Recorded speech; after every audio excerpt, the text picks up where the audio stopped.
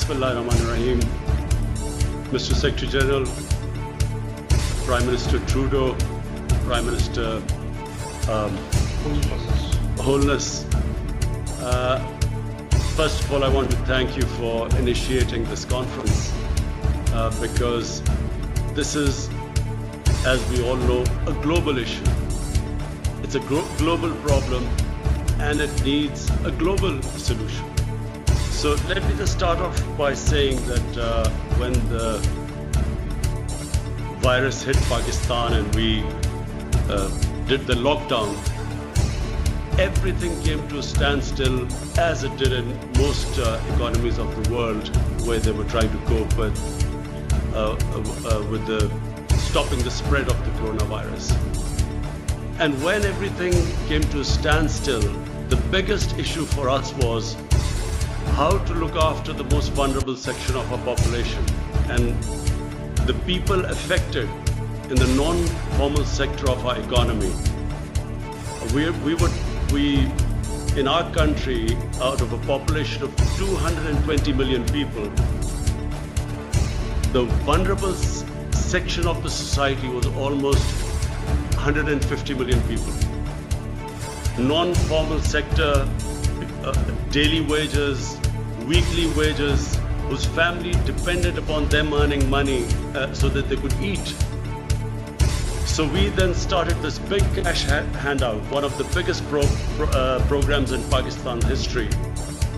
We doled out $8 billion to stimulate our economy and, of course, to give cash to the most vulnerable section of our society. But the problem was, and the problem is, we have falling exports. We have falling remittances. We were trying to big, ambitious plans to revive our tourism sector. All this took a nosedive. And I know that this is the problem with most of the countries, but specifically the developing countries face this problem. To put things in perspective, the total amount of stimulus we could afford to give to our economy, and that was the biggest stimulus ever in our history, we managed to give $8 billion. And so when you compare it with countries like the United States, from what I heard, they're giving $3 trillion, Germany $1 trillion, euros, Japan $1 trillion. The developing world, we calculated, has given $7 trillion to stimulate the economy. And when you compare that with the developing world, unfortunately, we do not have the fiscal space to revive our economy, to look after the most vulnerable section of our society.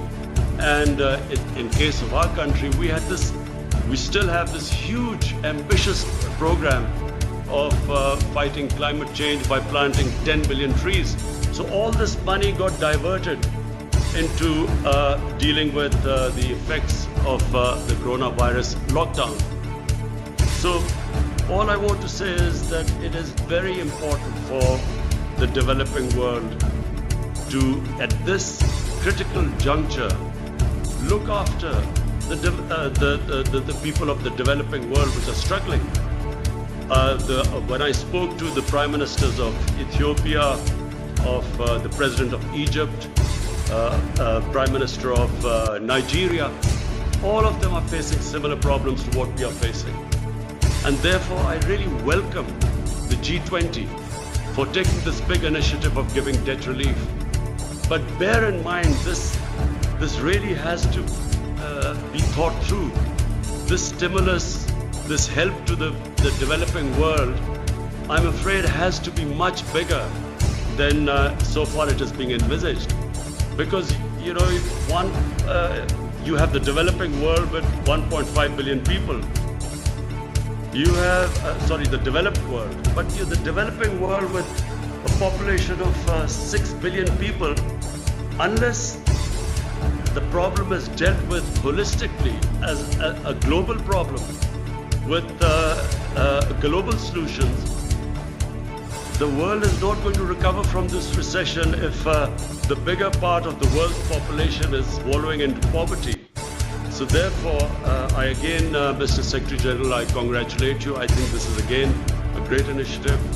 I want to, again, Prime Minister Trudeau, to you and the Jamaican Prime Minister, again, I want to say that this is, please pursue these initiatives. It is very important that the world, which became insular when COVID-19 hit the world, it's very important that the world now looks at this whole issue globally. And therefore, I'm sure if the developed countries put their minds together and treat this as a global situation, I think that we will all come out of it unscathed. Right now, things look bleak, but I think if we deal it as a global issue, I think that the world will come out of it. Thank you very much.